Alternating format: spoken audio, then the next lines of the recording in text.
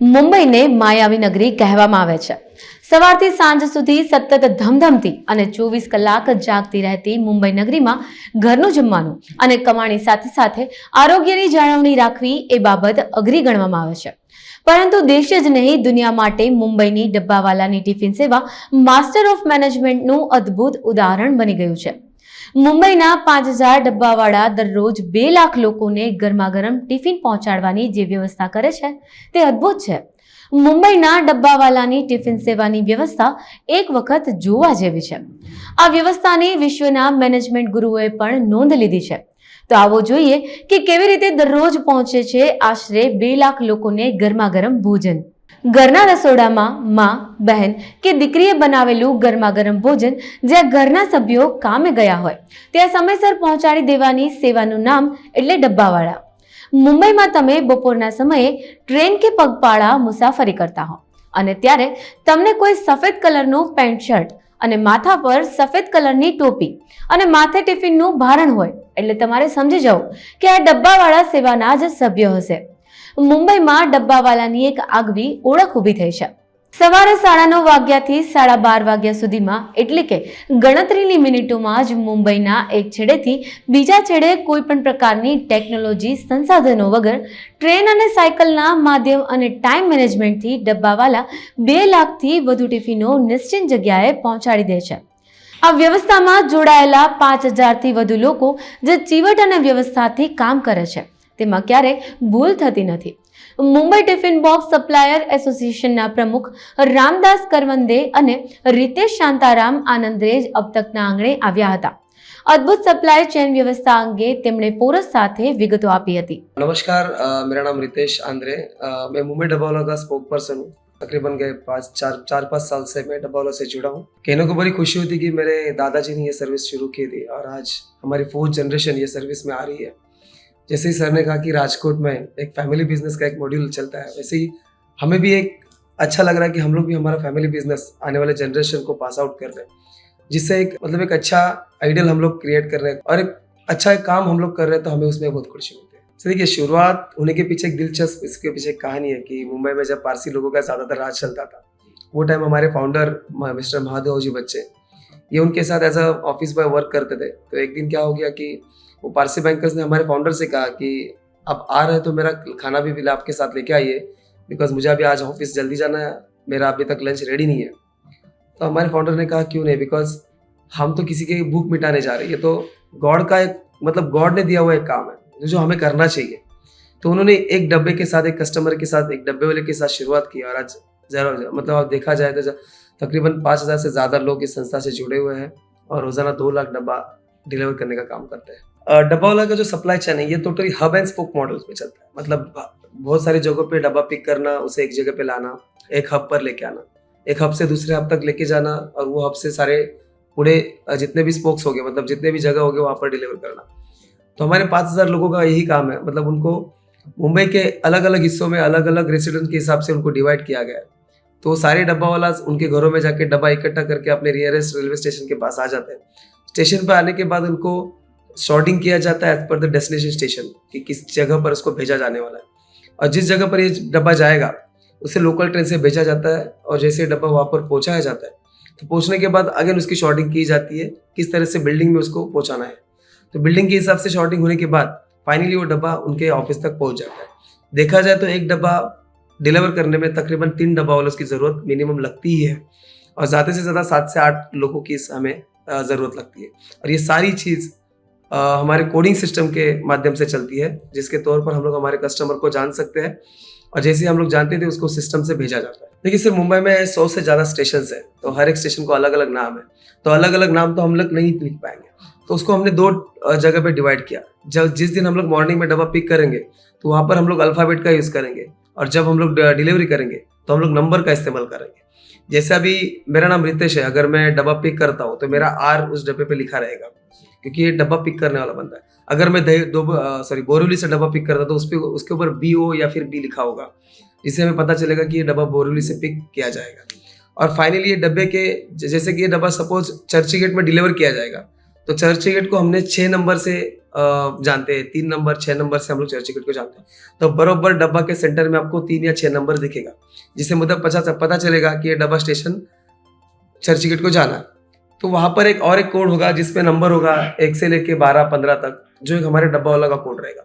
तो जैसे ही ये डब्बा चर्च गेट में जाएगा तो वो 13 नंबर 15 नंबर 2 नंबर का डब्बा वाला वहाँ पर आएगा, वो देखेगा कि मेरा डब्बा है, तो वहाँ से उठा के उसके ही बाजू में एक बिल्डिंग का नाम लिखा होगा, जिसको शॉर्ट फॉर्म में EX मतलब एक्सप्रेस टावर, IB मतलब IB टावर रहेगा। ऐसे शॉर्ट फॉर्म में उसके ऊपर बिल्डिंग का नाम लिखा रहता है और फाइनली उसके आगे फ्लोर का नाम लिखा होता है। तो ये कोडिंग सिस्टम देखा जाए तो इसमें इतनी सारी इंफॉर्मेशन ऐड की है कि हम लोग को A4 साइज पेपर भी लगे तो कम गिर सकता है, बट हमने इसको कंप्रेस करके 4 ही कोड में उसको पूरी तरह से दबा के एक अच्छा कोडिंग सिस्टम का मतलब सिस्टम तैयार किया है, जो बनने में तकरीबन 130 साल लगे। हाँ, पहले देखिए 2010 से पहले तो ऐसा कभी जगह नहीं मिलती थी। लोग धक्के मार के अपना प्रवास स्टार्ट करते थे, वैसी तरह से हमारे डब्बा वालों को भी धक्के खा के ही वो डब्बा लेके जाना सबसे बड़ी दिक्कतें आती थी। बट 2010 के बाद हमारे लिए एक सेपरेट अलॉटमेंट किया गया सेंट्रल गवर्नमेंट के थ्रू कि डब्बा वालों के लिए एक अलग से बोगी होगी। टोटल एक लोकल में 12 डिब्बे होते, 12 में 4 डिब्बे ऐसे होते हैं जिसको लगेज कंपार्टमेंट होते हैं, एक सबसे आगे वाला डब्बा होता है लेडीज डब्बा, उसके पीछे एक लगेज होता है, वो डब्बा वाले के लिए रिजर्व है। तो उसमें सिर्फ डब्बा और डब्बा वाला ही जाएंगे सुबह 10 के लेके 12 बजे तक। तो उसके तौर पर हम लोग को ज़्यादा मुश्किल ही नहीं आती, और ट्रेन आपको पता है कि 10 सेकंड से ज़्यादा प्लेटफॉर्म पर रुकती नहीं। तो 10 सेकंड के अंदर इतने हज़ारों डब्बे ऊपर नीचे करना, ये सबसे बड़ा हार्ड वर्क है। तो इसी की वजह से हमने वो रिजर्वेशन सबसे बड़ी महत्वपूर्ण भूमिका हमारे इस काम में निभाती है। देखिए, जैसे मैंने कहा कि मुंबई में अलग अलग स्टेशन है, जैसे बोरिवली में ज़्यादातर लोग रहते हैं तो वहाँ पर ज़्यादा डब्बे वालों की ज़रूरत लगती है।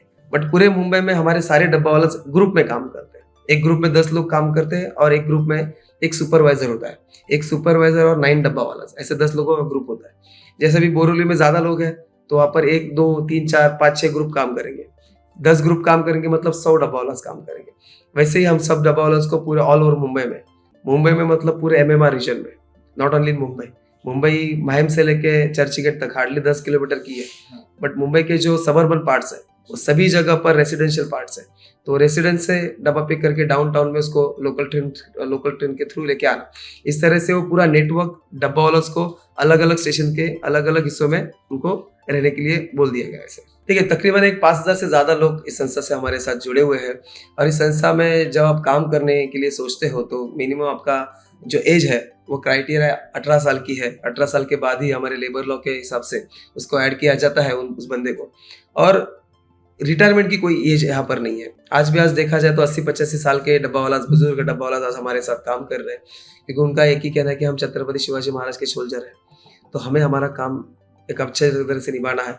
और एक डब्बा वाले की अगर औसत सैलरी अगर हम लोग देखेंगे तो मिनिमम डब्बा वाला 15,000 कमाते हैं और ज़्यादा से ज़्यादा 25,000 तक वो लोग कमा लेते हैं, क्योंकि उनके ग्रुप के इनकम के ऊपर उनकी खुद की इनकम आय होती है।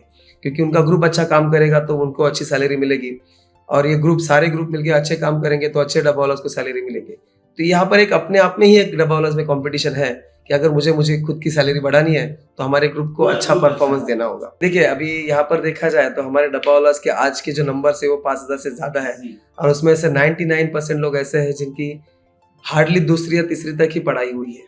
मतलब यहाँ अगर काम करना है तो आपके लिए शिक्षा इतनी ज़रूरी नहीं है, शिक्षा होनी चाहिए हार्डली एक, आपको नॉर्मली ABCD और 1 2 3 भी आएगा तो भी आप हमारे साथ काम कर सकते हो। और दूसरी बात, हमारे यहाँ पर कॉर्पोरेट जैसा कोई इंटरव्यू या फिर ग्रुप डिस्कशन, कोई रिटर्न एग्जाम ऐसे हमारे यहाँ पर नहीं होती, क्योंकि हमें डेडिकेटेड लोग चाहिए, एक हार्ड वर्किंग लोग चाहिए। तो उनको उसी तरह से हार्ड वर्क करने का मतलब उनको उनके हार्ड वर्किंग ही चेक की जाती है। उनको 5 दिन की ट्रेनिंग दी जाती है, 5 दिनों में उनको right person for the right job, मतलब वो बंदा उस काम के लिए फिट है या नहीं, ये उनकी एक परीक्षा होती है। पहले 2 दिन में उनको कोडिंग सिस्टम और सप्लाई चेन की जानकारी दी जाती है, और तीसरे ही दिन हमारे कुछ कस्टमर को कहा जाता है कि वो जो बंदा आपके पास आने वाला वो नया बंदा है, उसके साथ थोड़ा झगड़ा करो। और उनके झगड़ा करने से हमें पता चलता है कि वो बंदा किस तरह से वो सिचुएशन को हैंडल करेगा, क्योंकि विदाउट ट्रेनिंग वो किस तरह से बातें करता है, ये सबसे ज़्यादा इंपॉर्टेंट होता है। उसी तरह से चौथे दिन उस बंदे की साइकिल को पंक्चर किया जाता है, उसको पता भी नहीं होता कि आज मेरी साइकिल पंक्चर होने जा रही है। तो 1 घंटे के भीतर 40 डब्बा पिक करने हैं और साइकिल मेरी पंक्चर हुई है, तो बंदा किस चीज़ को इम्पोर्टेंट देता है, क्योंकि आप सर्विस करते करते आपकी साइकिल पंक्चर भी हो सकती है, तो आप क्या करोगे। तो उसको बताने से पहले ही वो खुद क्या सोचता है, ये हम लोग जानने की कोशिश करते हैं। और 5वें ही दिन जब उनको रोजाना 30 या 40 डब्बा पिक करने होते हैं, बट 5वें दिन उनको वर्कलोड दिया जाता है कि आज आपको 30-40 नहीं करना, आपको 60-70 डब्बा पिक करना है। तो बंदा सोचने लगता है कि जिस दिन में ज्वाइंट हुआ हूँ उसी दिन से मुझे कुछ ना कुछ तो, कभी साइकिल पंक्चर होती है, कभी कस्टमर झगड़ा करते हैं। तो ये 5 दिन में उसकी पूरी जानकारी हमको मिल जाती है। जैसे ही पता चलता है कि वो बंदा डब्बा वाला बनने के लायक है, तो उसे सिस्टम में ऐड किया जाता है और उसके बाद उसको किस तरह से बात करनी चाहिए, किस तरह से काम करना चाहिए, सारी चीज़ें उनको नॉर्म्स और ये सारी चीज़ें उनको नियम बताए जाते हैं और उसके बाद वो डब्बा वाला के सिस्टम में ऐड करके एज ए डब्बा वाला काम करते हैं। देखिए, मैंने जैसे आपसे कहा कि हमारे 5000 लोग हैं, बट सबको एक ग्रुप में डिवाइड किया गया है। तो हर एक ग्रुप में जिस तरह से 10 लोग होते हैं, तो 10 के 10 लोग ग्राउंड लेवल पर काम नहीं करते। उनमें से 8 ही लोग ऐसे होते हैं जो घर में जाकर डब्बा पिक करके स्टेशन पर आते हैं। 2 लोग वो सुपरवाइजर्स होते हैं, एक सुपरवाइजर होते हैं और एक एक्स्ट्रा डब्बा वाला होता है। ये 2 लोग ऐसे होते हैं जिनको ये 8 लोगों की पूरे काम की जानकारी होती है, जिनके पूरे कस्टमर की जानकारी होती है। अगर ये 8 में से किसी को भी आज छुट्टी चाहिए या फिर हॉलीडे पे जाना है, तो वो बंदे अपने सुपरवाइजर को इन्फॉर्म करके छुट्टी ले सकते हैं। तो 8 में से दिन में 2 लोगों को अनुमति हम लोग दे सकते हैं, क्योंकि 2 लोग हमारे पास एक्स्ट्रा है। अगर पूरी तरह से अगर आप देखोगे तो 4000 लोग एक्चुअल ग्राउंड लेवल पे काम करते हैं और 1000 लोगों का प्योर बैकअप हमारे पीछे खड़ा है। अगर हमने सोचा कि 1000 लोग भी छुट्टी पे जाए तो अभी भी सिस्टम को कुछ नहीं होगा। देखिए, मुंबई का एक कल्चर है कि मुंबई संडे को पूरी तरह से मतलब वर्किंग आवर्स नहीं होते। मुंबई संडे को बंद ही रहती है मोस्टली देखा जाए तो। और संडे को जिस दिन हमारे कस्टमर का काम होता है तो उनको पहले ही पता जाए, क्योंकि संडे ही हमारे लिए एक आराम का दिन होता है। तो उस दिन पूरी तरह से डब्बा वाला आराम करते हैं। तो सभी डब्बा वालों को संडे ये हमारे ऑफिशियल एक हॉलीडे होता है, जिस दिन डब्बा वालों को काम नहीं करेंगे तो भी कुछ प्रॉब्लम नहीं।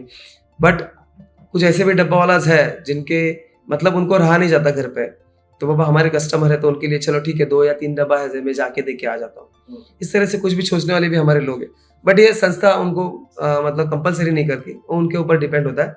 बट इस संस्था का एक रूल है कि हफ्ते में एक बार हमें घर पे रह के खुद को, हमारे बॉडी को एक आराम देना चाहिए, तो इसके वजह से संडे ऑफ होता है। देखिए, हमारे सारे के सारे डब्बा वाले ये महाराष्ट्र से बिलोंग करते हैं और उसमें एक खासियत अगर आप देखोगे कि सारे डब्बा वाले पुणे डिस्ट्रिक्ट से आते हैं और पुणे डिस्ट्रिक्ट में हमारे जो लोग रहते हैं सभी के सभी मराठा है। और मराठा में ऐसे कोई लोग हैं जो भगवान को ज्यादा मानते हैं, जिनको हम वारकरी कहते हैं, जो भगवान को ज्यादातर मानते हैं। ये वारकरी लोग और ये हमारे मराठा लोगों की ये ड्रेस कोड है कि गांधी कैप, इसको व्हाइट कैप बोलते हैं, और ये व्हाइट कुर्ता पैजामा, ये हमारे कल्चर है। मतलब हमारा महाराष्ट्र का सालों से चला आया हुआ कल्चर है। तो जब ये हमारे सिस्टम की शुरुआत हुई थी तो वो टाइम ये कल्चर ही चल रहा था। तो ये हमने एक कल्चर को ही हमारा ड्रेस कोड वहां से हमने बनाना स्टार्ट किया, क्योंकि हर एक इंसान अगर देखा जाए डब्बा वाला मुंबई में जो है, डब्बा वाला भगवान को भी मानते, तो भगवान को मानते तो कल्चर को भी तो मानेंगे। और कल्चर में तो हमारा ड्रेस कोड ही सबसे बड़ी आइडेंटिटी है। और इसके पीछे एक राज भी ऐसे है कि जैसे हमारी ये टोपी है, ये हमारा जीपीएस है।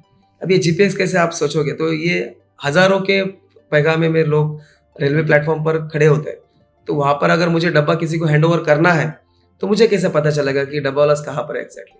तो ये कोई भी बंदा अगर व्हाइट कैप के साथ अगर आपको दिखेंगे तो वो डब्बा वाला ये हम लोग 100 मीटर से ज्यादा दूरी से हम लोग पहचान पाएंगे।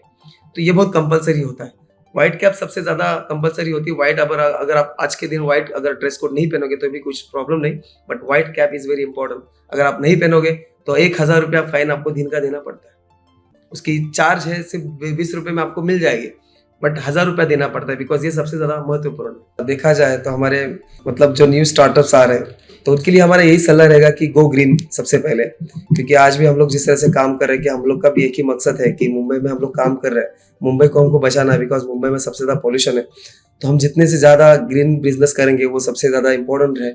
और बिजनेस इस तरह से मन लगा के करना, क्योंकि हमारे डब्बा वाला का है कि हम लोग सबसे ज्यादा कॉन्सेंट्रेट करते हैं, that is a customer centricity. Customer के बारे में कुछ भी हो जाए, कितनी भी बारिश हो, लेकिन कस्टमर का जो हमने कमिटमेंट की है वो हमें लास्ट तक हमें निभानी है। और आजकल के बच्चे लोगों में ऑटो फॉर्म ज्यादा आ चुका है कि हर एक टाइम पर वो लोग मोबाइल पे डिपेंड हो जाते हैं, टेक्नोलॉजी पे डिपेंड हो जाते हैं। एक बार मोबाइल बंद हो गया तो उनकी सर्विस नहीं चलेगी, उनका बिजनेस नहीं चलेगा। तो बिजनेस को एक ऐसा भी एंगल दे दो कि जिस टाइम सारी दुनिया एक ईयर की उधर हो जाए लेकिन आपका बिजनेस बंद होना चाहिए। इस तरह से भी आपको मैनेजमेंट करना आना चाहिए।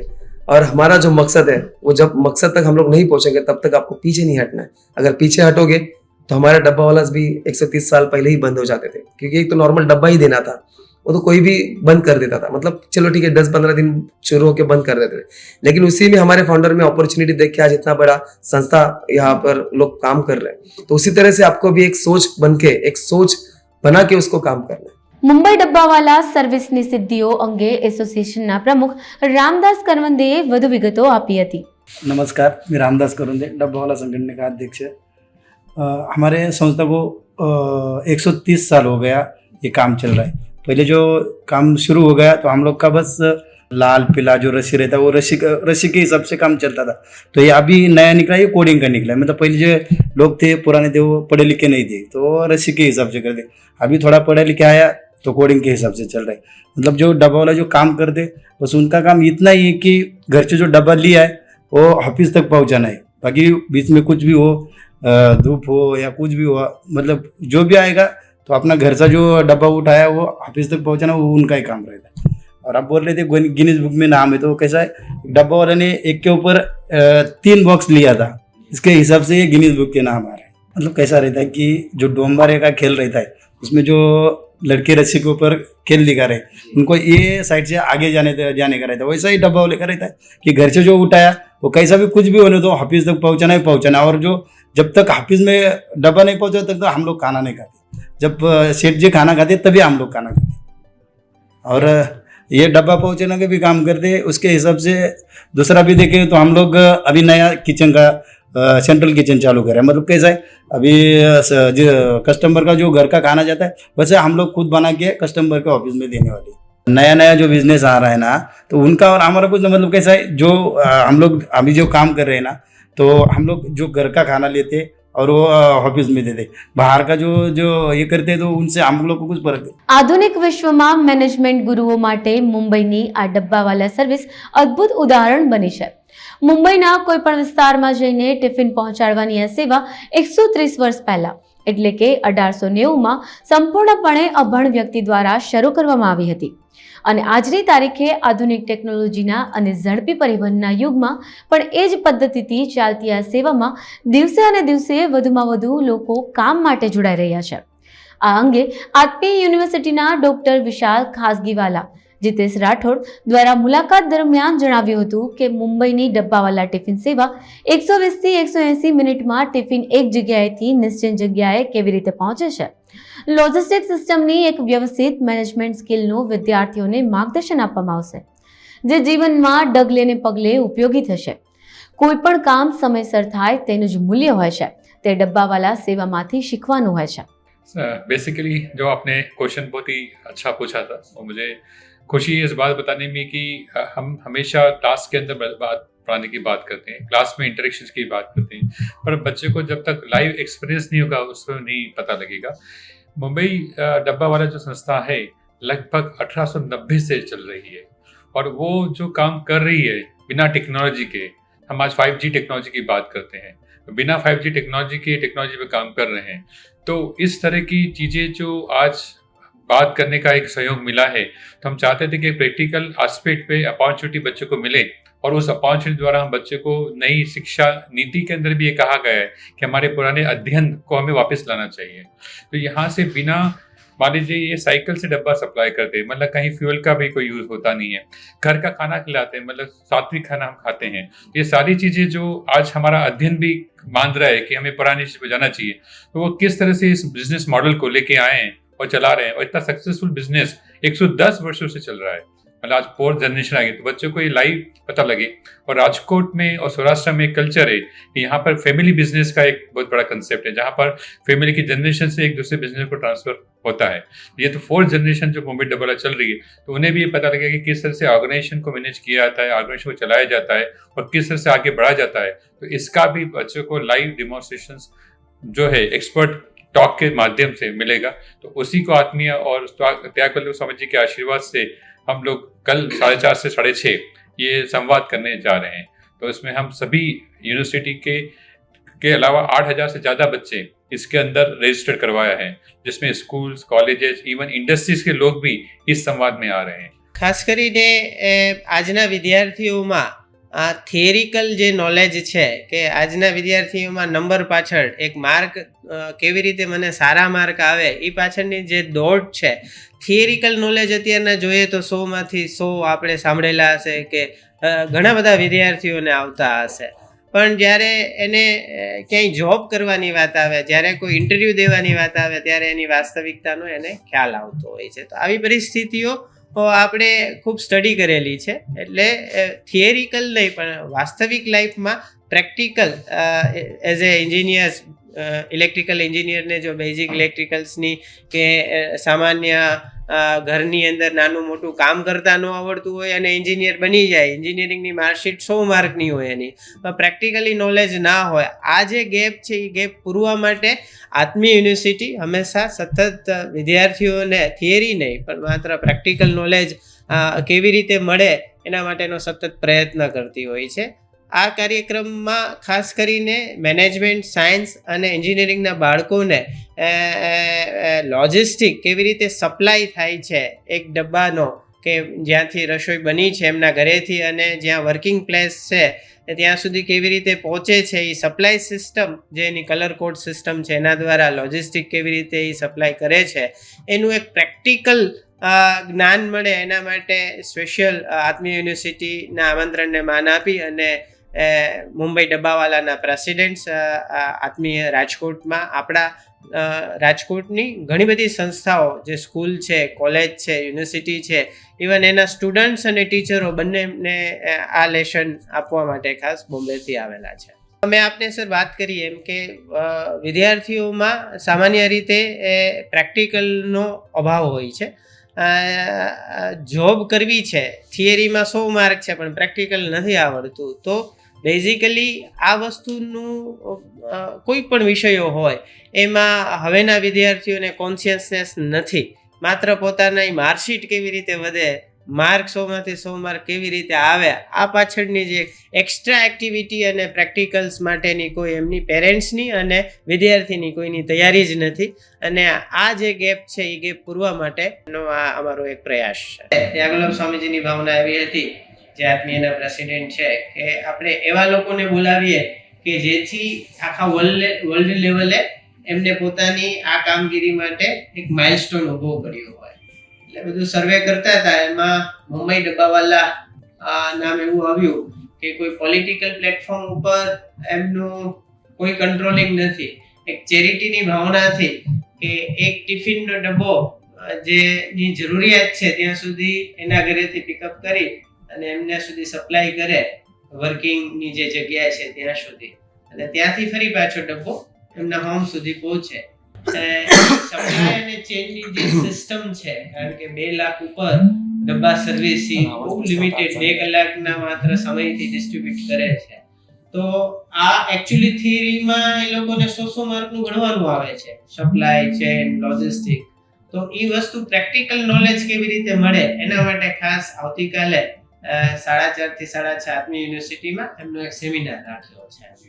આ બેઝ અને માટે અમે ખાસ આપણી પાસે સવારના કોન્વોકેશન છે એમાં સર ચીફ ગેસ્ટ છે, અને સાંજે 4:30 થી 6:30 જે છે એ એમનો સ્પેશિયલી સેશન છે. એમાં રાજકોટની ઘણી બધી કોલેજો, સ્કૂલ, યુનિવર્સિટીના બાળકો અને ટીચરો પાર્ટિસિપેટ થવાના છે. આવા જ અવનવા વિડીયોઝ માટે અબ તકની ચેનલને સબસ્ક્રાઇબ, લાઇક અને શેર કરતા ના ભૂલશો. આ જ રીતે જોડાયેલા રહો અબ તક સાથે.